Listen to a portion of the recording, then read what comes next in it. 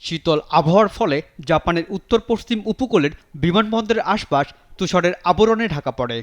রানওয়েতে সারি সারি বিমান আটকে পড়ে আছে। এখন পর্যন্ত নিপ্পন এয়ারওয়েজ ৫৬টি ফ্লাইট এবং জাপান এয়ারলাইন্স ৩৭টি ফ্লাইট বাতিল করেছে। এতে ভোগান্তিতে পড়েছেন কয়েক হাজার যাত্রী।